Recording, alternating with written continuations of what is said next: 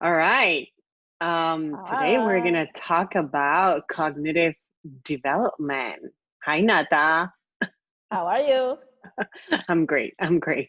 I just wanted to make sure that I laid the topic Statement. for today. Yes. Exciting. So, Yeah. cognitive development. What is it exactly? Cognitive development is something that most people measure their kids' development, their children's development by. Like, oh, he knows this and she knows that, and they learned at this age before everybody else. And it is important, yes, we're not going to try to uh, reduce the value of cognitive development, but we want to put it in the right place. It's not the only thing, as we have seen in other videos about other areas of development. Like, everything works together and complement each other, the different areas of development. But it's Yeah, pretty that's true. important. The definition will be it's the development of learning new things, um, analyzing the experiences, the things that we have lived through, and the knowledge that we have acquired in order to be able to control our environment.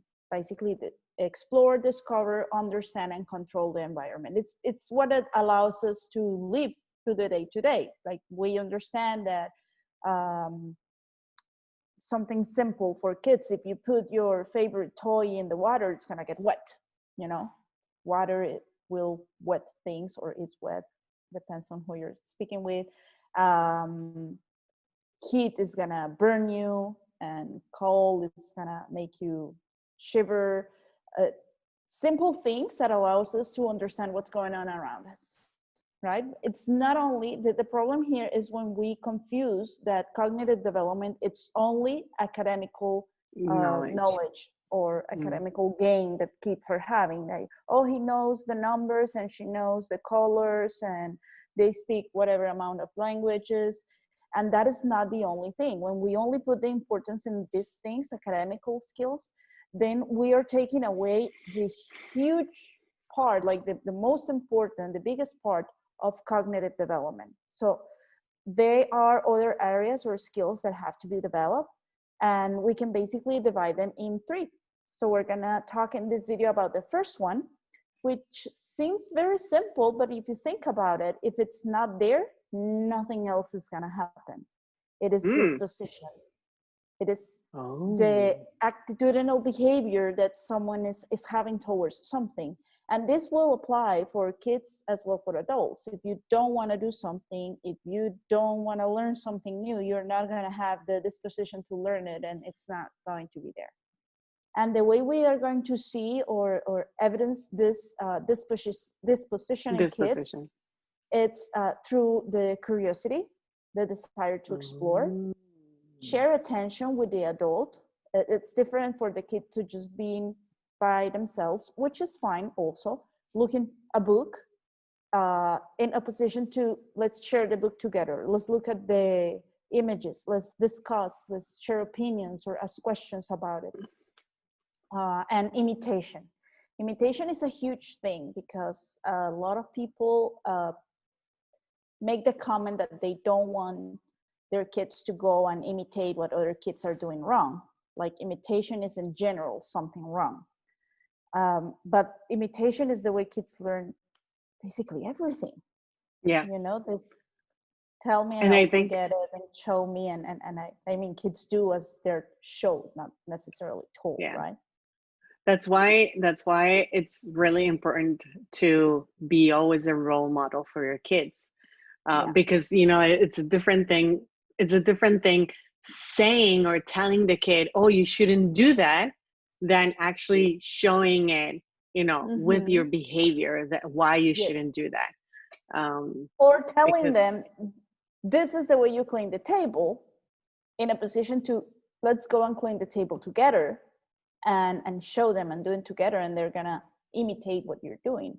And that also doesn't mean that you cannot make mistakes. I mean, you're entitled to make mistakes. You are a mom, which makes you a superhero to begin with. But the role model that you're putting there, if you made a mistake, is to acknowledge the mistake and show how can you learn from it. It's not being Yeah, perfect. I agree. I agree. I think the curiosity part is so important because I mean, kids are inherently curious, Yes. but there is a tendency in adults to somewhat kill that curiosity Yes, because I mean, absolutely. it's completely understandable because many times that curiosity may lead them to harm themselves in some Yes. way or another. But how can we help parents not to kill that curiosity that we're saying is so important? Because otherwise, if they don't have curiosity to learn things, to learn how things work, to understand like daily life things, Mm-hmm. they're not gonna be able to have the rest of the skills of cognitive development. It's sort of Yep. like the first step of cognitive development.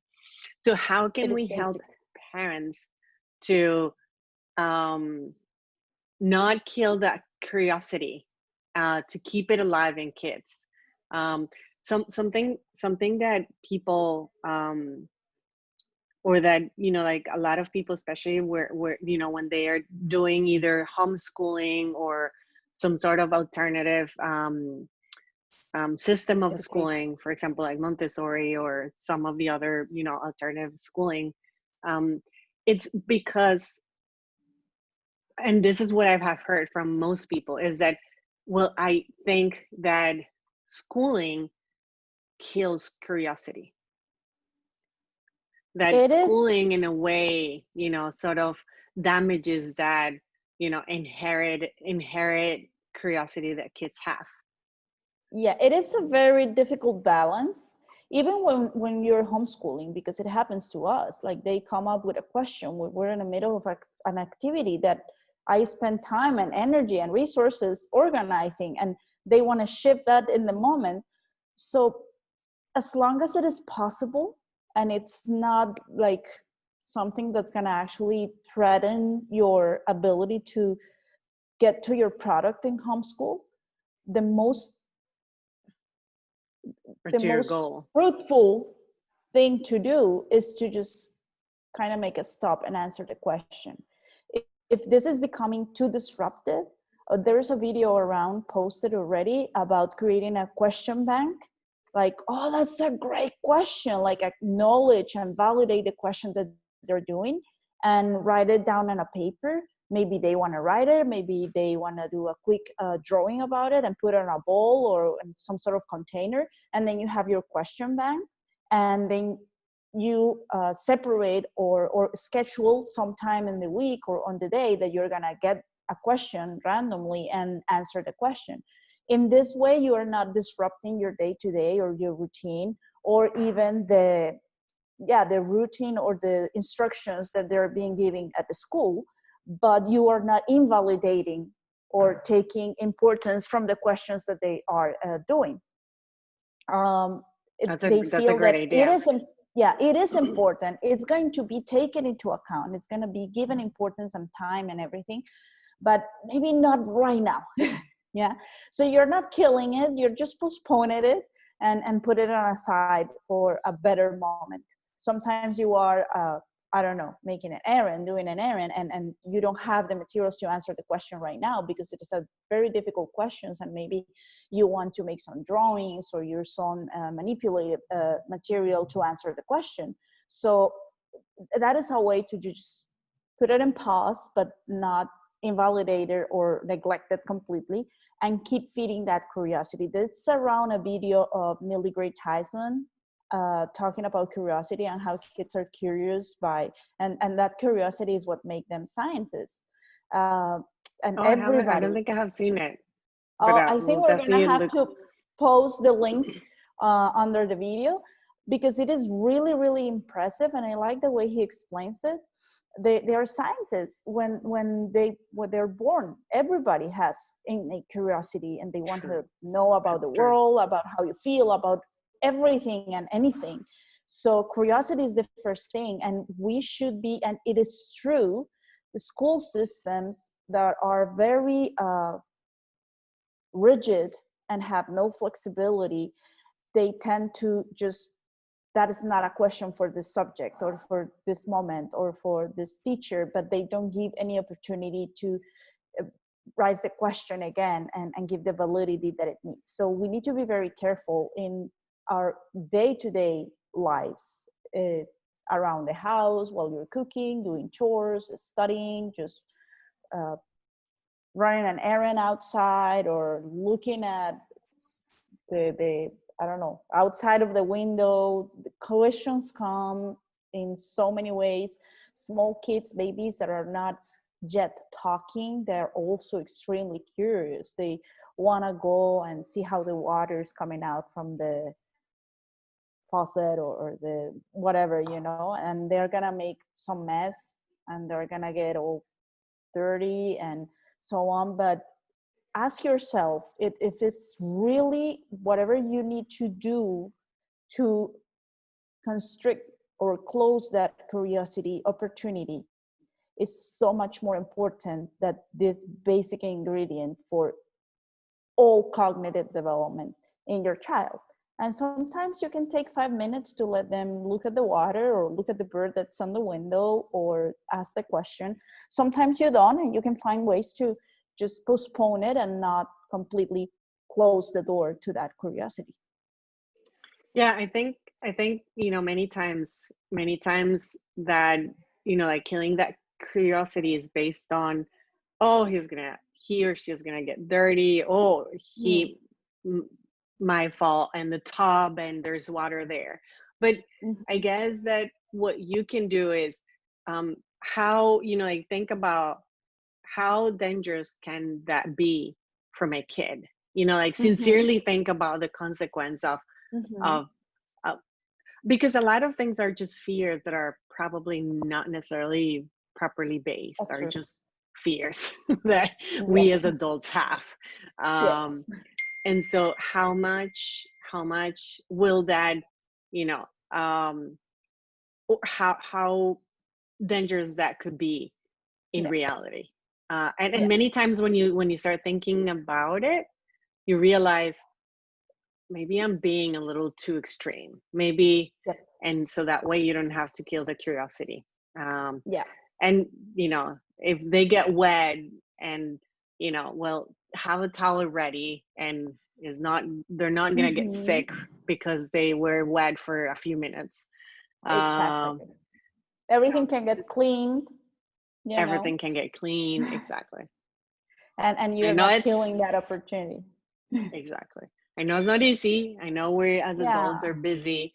It many times we're stressed out because if we work, it's extra work that we have to do.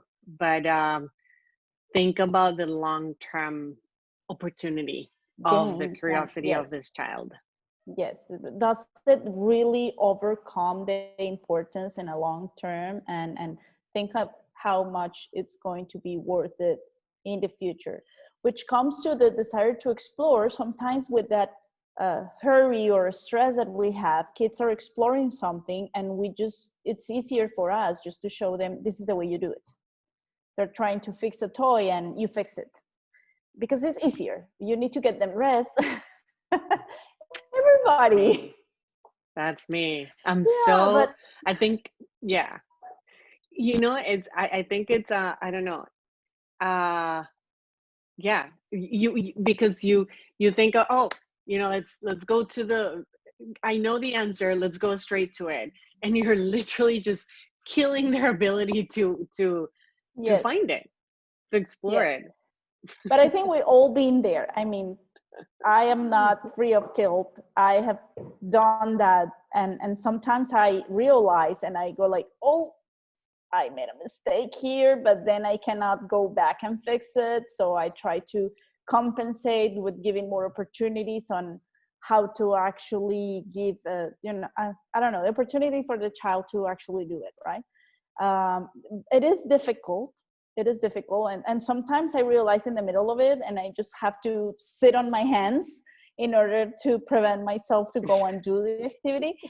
But it is difficult. It is not convenient many times for us. But again, as with curiosity, just try to balance out, is this really that much more important on a long term? Do I really need to go and fix the toy, or can I give him or her a couple of minutes to try it out? Maybe they ask for help and I just give a little clue or an advice on how to do it, and allow them to explore for themselves Yeah. and figure it out.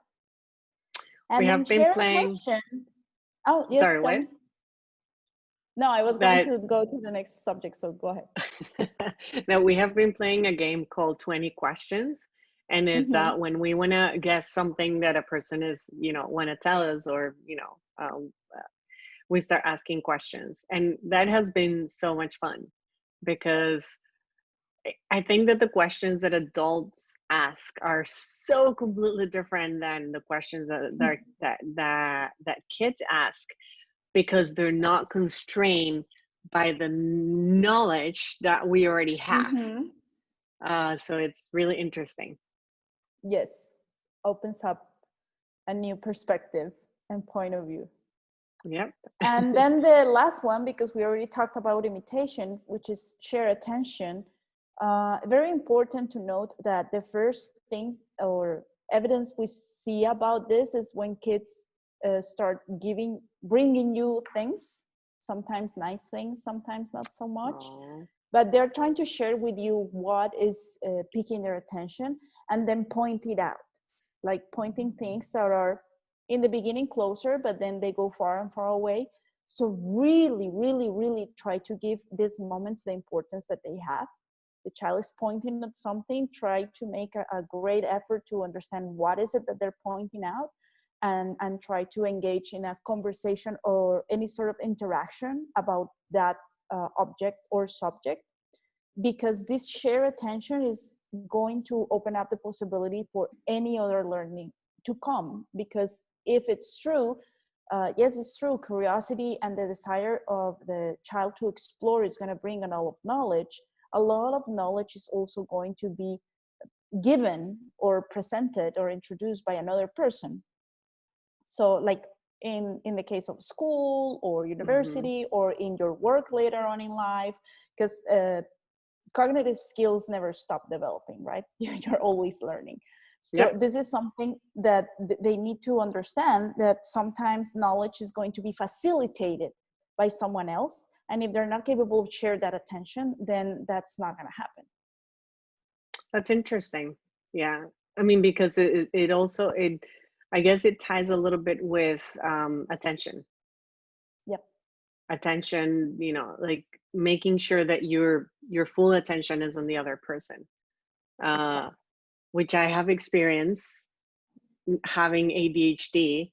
It's actually quite difficult to acquire. Yeah. I remember that the doctor that diagnosed me with ADHD was very puzzled, because he told me, you pay a lot of attention in conversations, and one of the things that are very obvious in people with ADHD is that they don't.